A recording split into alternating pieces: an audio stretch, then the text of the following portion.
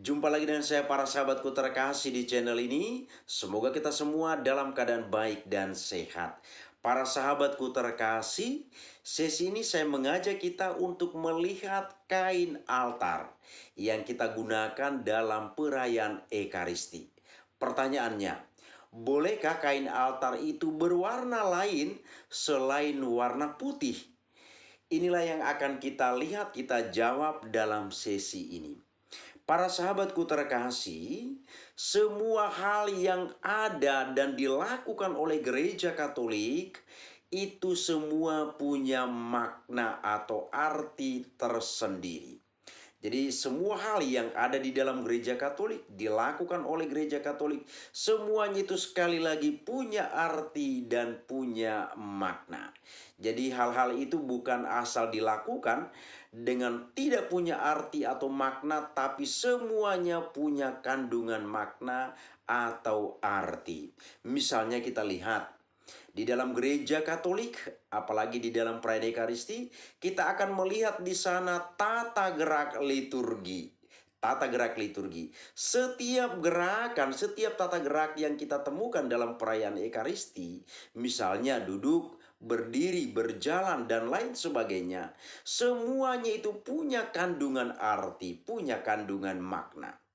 Kemudian misalnya di sana ada warna liturgi, ada warna merah, warna putih, warna ungu dan lain sebagainya. Masing-masing warna ini punya arti, punya makna yang berbeda-beda. Hal lain lagi misalnya, kita lihat dalam hal benda-benda liturgi yang ada di dalam gereja. Semua benda liturgi yang ada di dalam gereja yang kita gunakan itu pun semua punya arti, punya makna tersendiri. Maka tadi saya katakan bahwa semua hal yang ada di dalam gereja maupun dilakukan oleh gereja, semuanya punya arti atau punya kandungan makna tersendiri. Para sahabatku terkasih, tentang kain altar yang mau kita lihat dalam sesi ini, bolehkah berwarna lain selain warna putih? Jawabannya adalah tidak. Kenapa? Ini sudah diatur dalam Pedoman Umum Misale Romawi nomor 304. Jadi warna kain altar itu sudah diatur dalam Pedoman Umum Misale Romawi. Jadi kita misa baik itu di gereja, kalau di gereja sudah jelas ada altarnya di sana, ada kain putihnya, itu sudah jelas. Ini juga akan berlaku pada misa ketika kita berada di lingkungan, atau boleh dikatakan misa lingkungan, dan juga misa di luar gereja yang kita lakukan. Kalau sekali lagi di gereja itu sudah jelas ada altar di sana, dan memang kain yang dipakai itu selalu berwarna putih.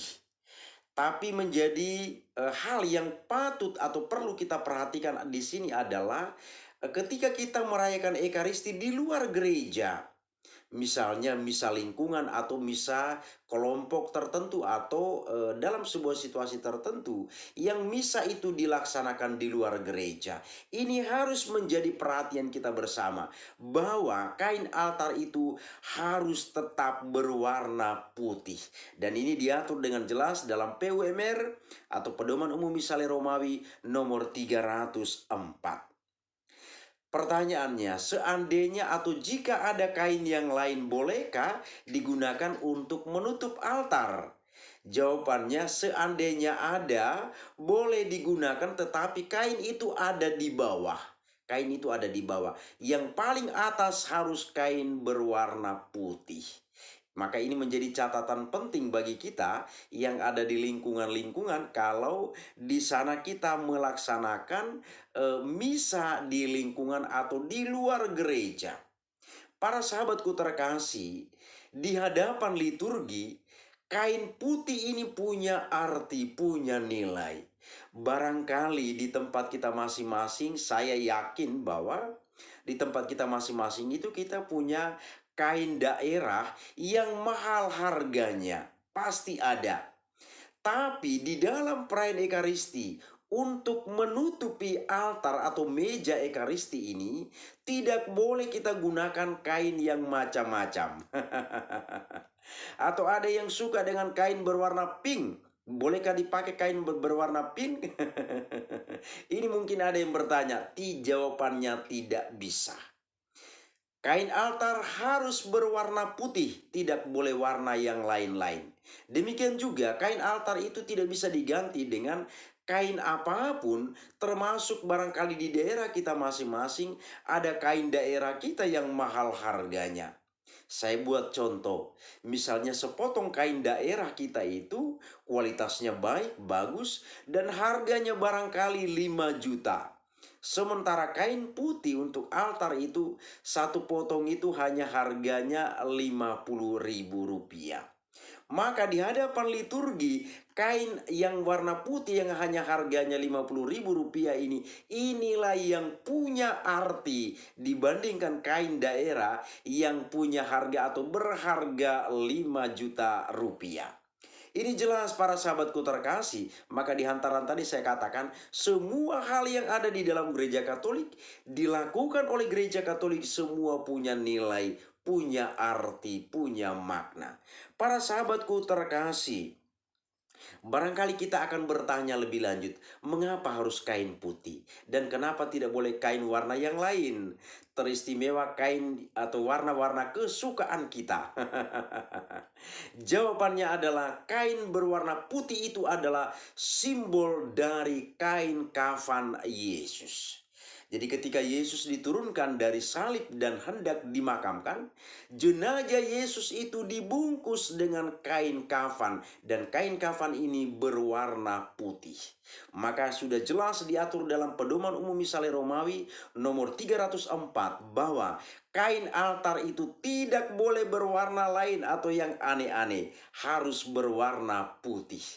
Ini jelas para sahabatku terkasih supaya ini menjadi sekali lagi menjadi perhatian kita dimanapun kita berada atau di tempat kita masing-masing. Jadi kain altar tidak boleh kita ganti dengan warna yang lain, harus berwarna putih.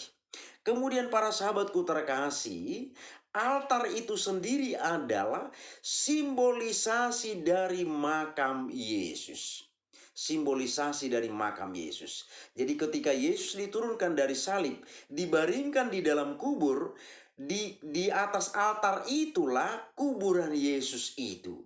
Jadi di altar itulah jenazah Yesus dibaringkan, dan kain putih atau kain altar yang kita gunakan itu adalah simbolisasi dari kain kafan yang digunakan untuk membungkus jenazah Yesus. Maka para sahabatku terkasih, pemakaiannya adalah kalau kita di gereja besar, misalnya di paroki, di stasi dan lain sebagainya, ini agak terlepas dari kita yang ada di lingkungan. Kalau di gereja besar, di gereja paroki, gereja stasi, penggunaannya ini harus jelas untuk kita. Kain altar itu tidak sekedar dibentangkan begitu saja atau diletakkan begitu saja di atas altar. Tapi kain itu dibentangkan di atas altar, kemudian ujungnya kiri dan kanan itu menggantung. Ujung altar, kain altar kiri dan kanan itu menggantung. Kemudian bagian depan itu tidak boleh menutupi altar itu. Jadi dia membentang di atas altar, kemudian sisi kiri dan kanan itu menggantung. Itulah penggunaan kain altar di dalam gereja. Tapi kalau kita di lingkungan karena situasinya berbeda dan meja itu bukan meja altar yang sesungguhnya, mungkin agak sedikit berbeda perlakuannya. Tapi aturannya harus jelas kita lihat atau kita pahami bersama. Kenapa altar itu tidak boleh ditutup bagian depannya?